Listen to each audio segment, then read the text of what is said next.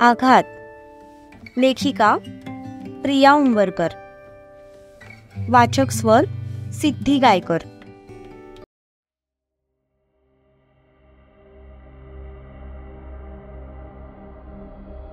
सत्या, अरे हाताला काय झालं तुझ्या? तो बाहेर आला तसं अक्कासाहेब त्याच्या हाताकडे बघत म्हणाल्या, काय नाही, काच फुटले, वरची कोणाला तरी साफ करायला सांग. एवढं बोलून तो परत त्याच्या खोलीत निघून गेला. जगातले समदे नवरे सारखेच असतात. बायको माहेरी जायचं म्हटलं की दुसमुसळेपणा सुरूच. अक्कासाहेब त्याला वरती जाताना बघून सुस्कारा सोडत म्हणाल्या. सत्या परत रूम मध्ये आला तर त्याने पाहिलं की सगळ्या काचा एका बाजूला केलेल्या होत्या. हे नक्कीच दुर्वाचं काम असणार हे त्याला कळून गेलं. तशी त्याची नजर तिला शोधू लागली. तिच्या हाताला लागलं तर नसेल ना, या फक्त विचारानेच त्याचा जीव कासावीस झाला होता. त्या विचारापुढे त्याला स्वतःची जखम कवडी मोल वाटू लागली. तितक्यात ती रेडी होऊन ड्रेसिंग रूम मधून बाहेर आली. ती येता सगळ्यात आधी त्याचं लक्ष तिच्या हाताकडे गेलं. पण तिचे हात व्यवस्थित बघून आत्ता कुठे त्याच्या जीवाला शांतता मिळाली होती. दोघांची नजरानजर झाली. तसं त्याने लगेच तिच्यावरची नजर बाजूला फिरवली आणि चालत आतमध्ये निघून गेला. कपाटातून दुसरा ड्रेस काढत तो रेडी व्हायला गेला. माझ्याशी बोला, ते पण इतका ऍटिट्यूड देऊन. मिस्टर सत्यजित पाटील, ऍटिट्यूड काय असतो ना ते आता मी तुम्हाला दाखवते. तो आज जाताच तिने पण नाक मुरडलं. तो बाबांना जे काही बोलला होता ते तिला जराही आवडलं नव्हतं.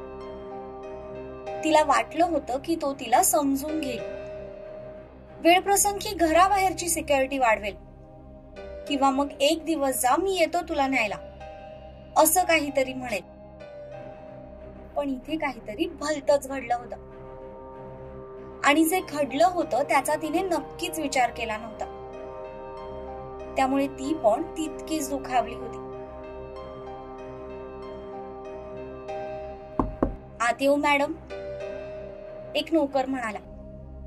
तसा तिने होकार दिला.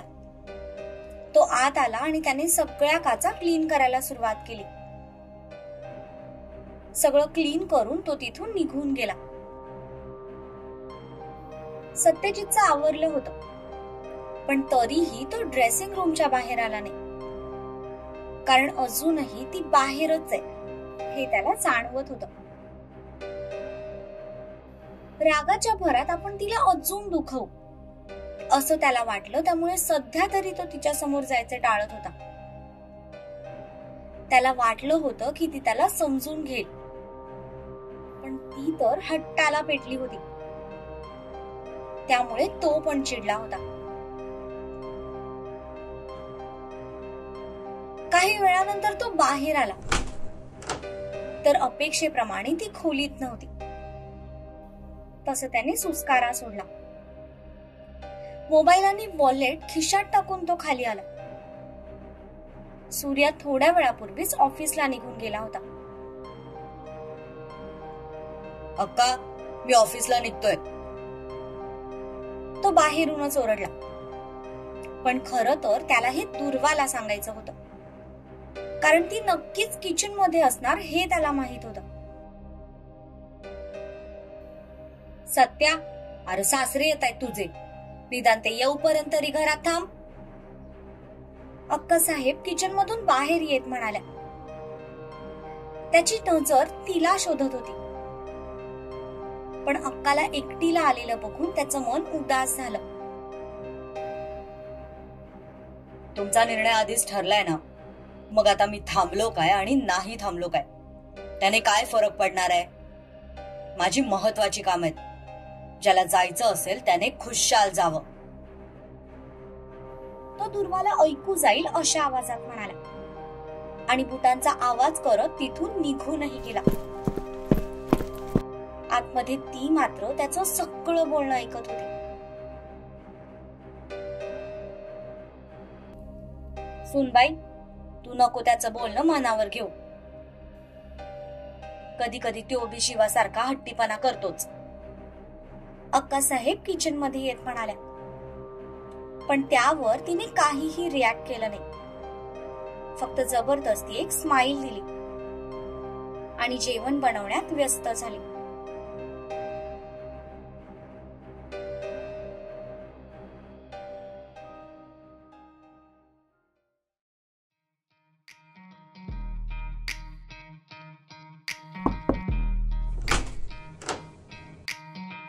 मे आय कम इन सर? शिवाला दरवाजातून ताराचा आवाज आला. तसं त्याने भुवया उंचावर समोर पाहिलं. तिला बघून त्याचा राग अजून उफाळून आला. पण खूप मुश्किलने त्याने स्वतःला कंट्रोल केलं होतं. कम, तो म्हणाला. तशी ती आत गेली. तिला पण त्याच्याकडे बघून काही फार आनंद झाला नव्हता. उलट त्याच्यापेक्षाही जास्त तिला राग आला होता. कारण कुठेतरी आपण चुकीच्या माणसावर प्रेम केलंय याचं शल्य तिच्या मनाला बोचत होतं. सर, तुम्ही दिलेल्या पॉइंट्स वरून मी एक प्रेझेंटेशन रेडी केलंय. तुमची हरकत नसेल तर एकदा बघून घ्या. ती हातातला पेन ड्राईव्ह त्याच्या समोर ठेवत म्हणाली. तसं त्यानेही काही न बोलता लॅपटॉपची स्क्रीन मिनिमाइज केली आणि तिने दिलेला पेन ड्राईव्ह त्याला जोडला. तो मन लावून ते प्रेझेंटेशन बघत होता.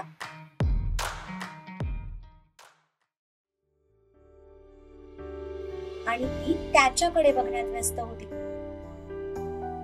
आज त्याने ग्रे कलरचा सूट घातला होता. रंगाने तो भरपूर गोरा होता, पण त्याच्या पुरुषी सौंदर्यात भर घालणारे त्याचे ते निळे डोळे तिला जास्त आकर्षित करून गेले.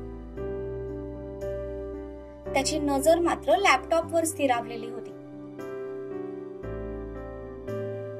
इथे करेक्शन आहे, तो मध्येच तिच्याकडे बघत म्हणाला.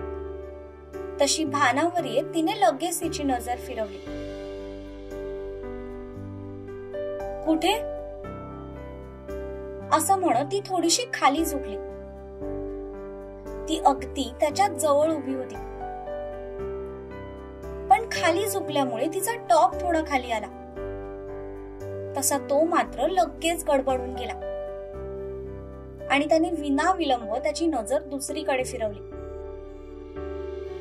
त्याच्या त्या इन्स्टंट रिॲक्शनने तिचं पण स्वतःकडे लक्ष गेलं.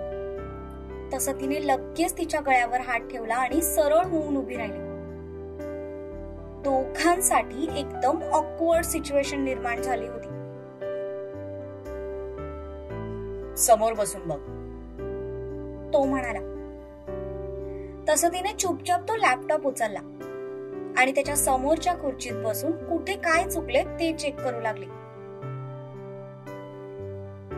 आता तिचं लक्ष लॅपटॉप कडे होतं आणि तो तिच्याकडे बघत होता. स्टेप कट केलेले तिचे ते शॉर्ट केस खांद्यापर्यंत रुळत होते. तिच्या सावळ्या चेहऱ्याची शोभा अजूनच वाढवत होती. रंगाने जरी सावळी असली तरी नाकी डोळी ती अगदी देखणी होती. फिगर पण एकदम परफेक्ट. त्याला तिच्याकडे बघायचं नव्हतं, पण तरीही वारंवार त्याची नजर तिच्याकडेच जात होती. तिने ओठांवर ब्राऊन न्यूड लिपस्टिक लावली होती, जी तिच्या आधीच्याच ब्राउनिश ओठांवर परफेक्ट सूट करत होती. थोडा वेळ त्याची नजर तिच्या ओठांवर येऊन स्थिरावली. तसं त्याला त्या दिवशीचा प्रसंग आठवला. रागाच्या भरात का होईना त्याने तिच्या ओठांना स्पर्श केला होता. तो क्षण आठवून आपोआप त्याच्या चेहऱ्यावर स्माईल आली. नेमकं त्याच वेळी तिने त्याच्याकडे पाहिलं. तो आपल्याकडे बघून हसतोय हे बघून तिच्या कपाळावर किंचित आठी उमटली. पण तो मात्र त्या दिवशीच्या क्षणामध्ये मशगूल झाला होता.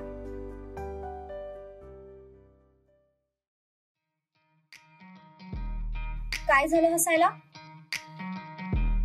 कुठे काय? काहीच नाही.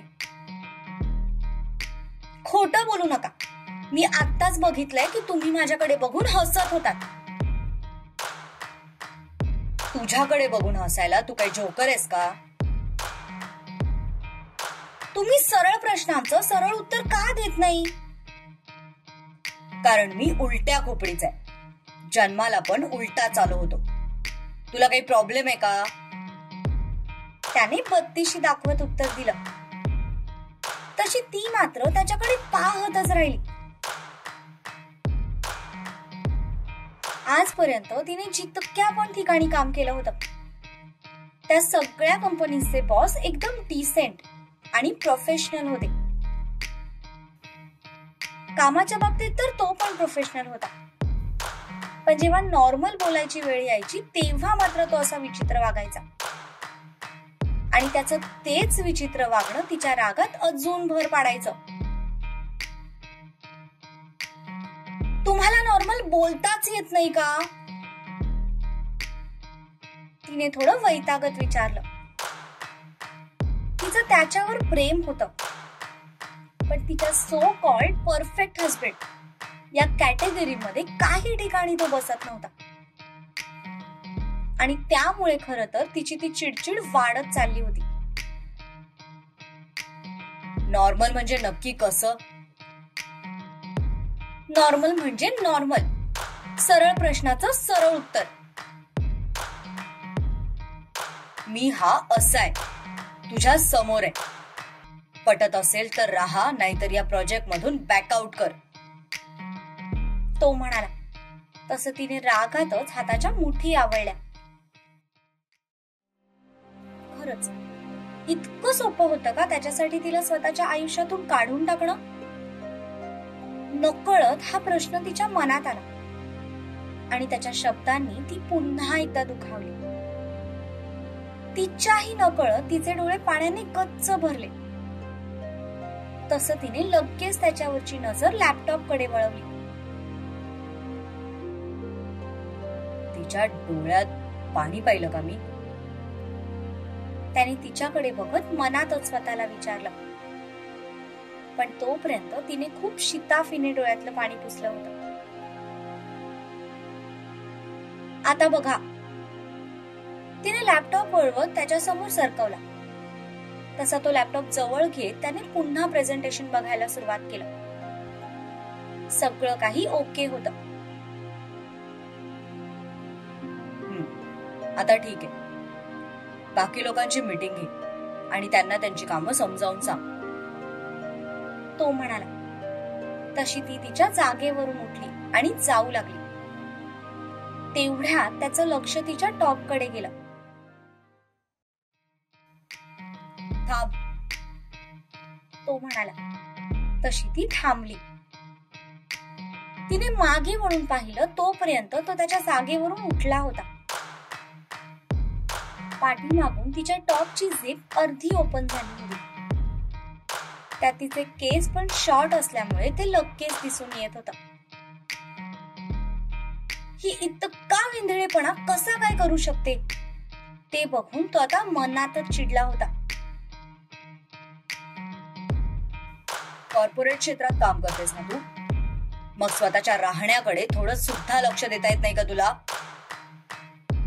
तिच्या समोर येत तो थोडा रागात म्हणाला. पण तिच्या चेहऱ्यावर मात्र गोंधळलेले एक्सप्रेशन्स होते. कारण तिचं काय चुकलंय तेच तिला कळत नव्हतं. तिने खालून वर स्वतःवर एक नजर टाकली, पण तिचे कपडे तर व्यवस्थित होते. पाठीमागून झिप ओपन आहे तुझ्या टॉपची. तो कपाळावर 2 बोटं घासत म्हणाला. तसं आता तिचे डोळे भीतीने मोठे झाले. तिने लगेच उलटा हात करून पाठी स्पर्श करून पाहिलं, तर खरंच तिची झिप अर्ध्यापर्यंत ओपन झाली होती. तिने लावायचा प्रयत्न केला पण तिचा हात पोचतच नव्हता. घाईघाईमध्ये तिने सकाळी आजीकडून लावून घेतली होती, पण वरचं हुक प्रॉपर न लागल्यामुळे ती हळूहळू करत ओपन होत गेली. ते तिच्याही लक्षात आलं नाही. आता मात्र तिच्या चेहऱ्यावर एक ऑकवर्डनेस पसरला, कारण तिचे हात तिथपर्यंत पोहोचत नव्हते आणि अशा अवस्थेत ती बाहेर सुद्धा जाऊ शकत नव्हती. केस मोठे असते तर पाठीवर टाकून ती एक वेळ बाहेरही गेली असती आणि नंतर तिने कोणाकडून तरी झिप लावून घेतली असती, पण सध्या तरी तो ऑप्शन सुद्धा तिच्याकडे नव्हता. तिच्या चेहऱ्यावरचं ते अवघडले पण त्याच्या लगेच लक्षात आलं. मेंटेन करता येत नसेल ना तर असे कपडे घालतच जाऊ नये, तो थोडा रागात म्हणाला, पण त्या रागात एक प्रकारचा पॉझिटिव्हनेस होता. या अवस्थेत तिला कोणी पाहिलं तर नसेल ना, याची आता त्याला चिडी येत होती. ते चुकून झालंय. आता बाहेर कशी जाणार आहेस? मी प्रयत्न करते लावायचा, असं म्हणत तिने परत पाठी हात करून चेन लावायचा प्रयत्न केला, पण तिचा हात काही पोहोचतच नव्हता. त्याने तिच्याकडे बघून नकारार्थी मान डोलवली आणि तो खिडकीजवळ जाऊन उभा राहिला. तो खिडकीजवळ जाताच तिने सुटकेचा निश्वास सोडला आणि आता अजूनच कष्ट घेत ती चेन लावायचा प्रयत्न करू लागली, पण जिथे तिचा हातच पोहोचत नव्हता तिथे ती कशी लावणार होती? बाजूच्या खिडकीच्या काचेतून तो तिची धांदल बघत होता. तिचा तो वैतागलेला चेहरा बघून त्याने नकारार्थी मान डोलवत सुस्कारा सोडला. त्याने पाठी वळून पाहिलं. नेमकं तिने पण तेव्हाच त्याच्याकडे पाहिलं. त्याच्या कपाळावर आठ्या होत्या तर तिच्या चेहऱ्यावर त्रासिक भाव. आता असेच बघत राहणार आहात का? हेल्प करा माझी. शेवटी ती नाईलाजाने म्हणाली. तू मला मदत मागतेस? इथल्या निर्जीव वस्तूंना तर हात नाही येत ना, नाहीतर त्यांची मदत घेतली असती. मला म्हणतेस की मी उलट बोलतो, पण माझ्यावर बोट उचलायच्या आधी एकदा स्वतःकडे बघ. तुमचं भाषण मी नंतर ऐकते, पण आधी माझी हेल्प करा. एका अटीवर करेन. सकाळी तू जे काही केलंस त्यासाठी सॉरी म्हणायचं. चूक तुमची होती, ज्याची शिक्षा तुम्हाला मिळाली आहे, त्यामुळे मी सॉरी बोलण्याचा प्रश्नच येत नाही. ठीक आहे, मग आता पण निष्काळजीपणा तुझा आहे, त्यामुळे तुझी मदत करण्याचा प्रश्नच येत नाही. असं म्हणत तो निवांत त्याच्या खुर्चीत जाऊन बसला. ती तर मनातल्या मनातच त्याला शिव्या घालू लागली. एका मुलीच्या इज्जतीपेक्षा त्याला त्याचं सॉरी महत्वाचं आहे, ते बघून तिची मनातच धुसफूस सुरू झाली. यु नो व्हॉट, तुम्ही खूप सेल्फिश आहात. मला सेल्फिश म्हणायच्या आधी एकदा स्वतःकडे बघ. तुम्ही माझी मदत करणार आहात की नाही तेवढं सांगा. मी करेन, पण आधी सॉरी म्हणायचं. चूक माझी नाही तुमची होती, तर मी का सॉरी म्हणू? मग आता पण चूक तुझीच आहे, तर मी का तुझी हेल्प करू? ठीक आहे, मी पण कोणाकडून चांगुलपणाची अपेक्षा करते. नो प्रॉब्लेम, जाते मी अशीच बाहेर. काय होईल? फार फार तर वॉशरूम मध्ये जाईपर्यंत 10 लोकांच्या नजरा माझ्यावर पडतील.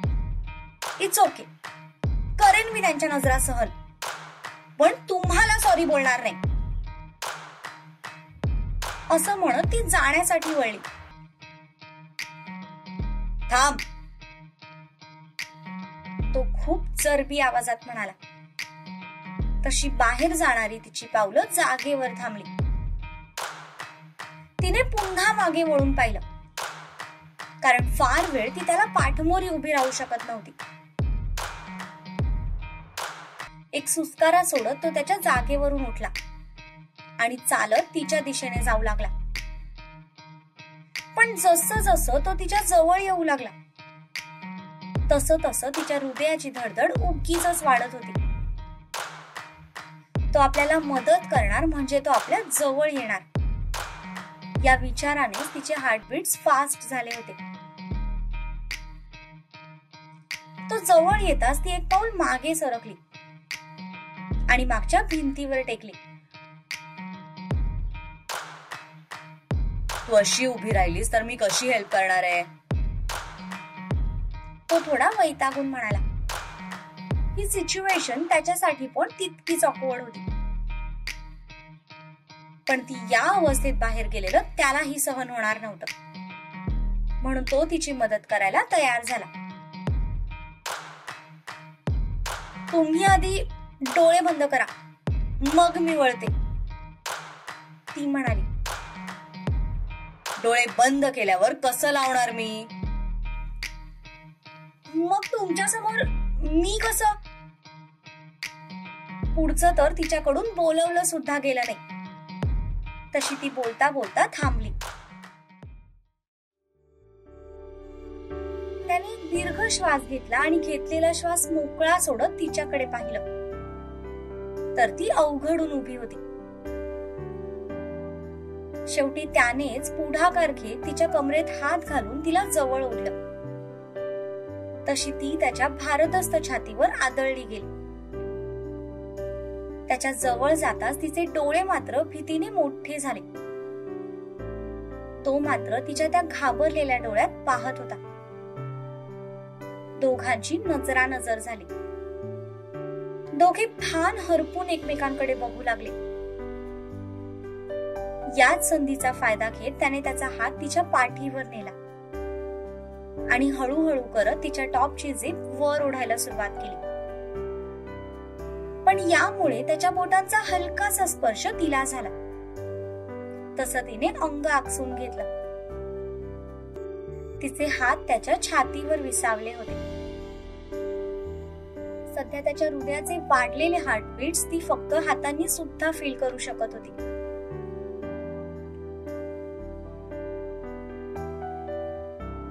तिचे बंद डोळे बघून त्याने तिला मागे फिरवलं आणि पुढच्या भिंतीवर टेकवलं.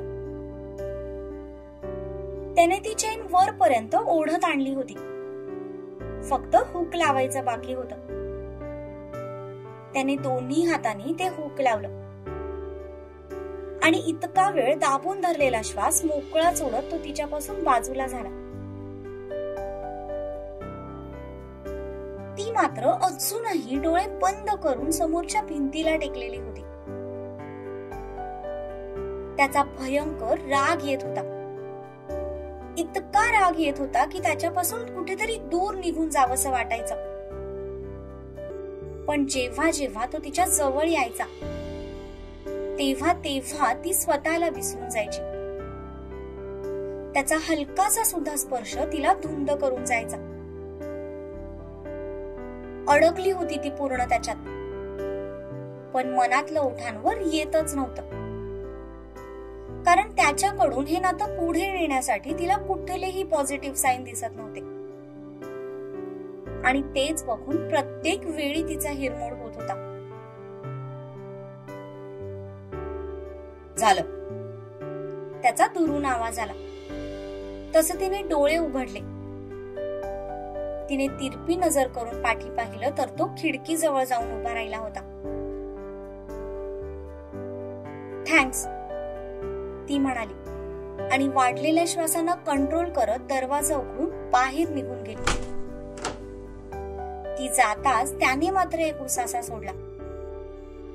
जेव्हा त्याच्या बोटांना तिच्या पाठीचा स्पर्श झाला होता तेव्हा एक वेगळीच फिलिंग त्याला जाणवली होती. हार्टबीट्स उगीच फास्ट झाल्यासारखं वाटलं होतं. हे काय होतंय मला? श्वास का नॉर्मल होत नाहीयेत? अस्वस्थपणे स्वतःच्या केसातून हात फिरवत म्हणाला,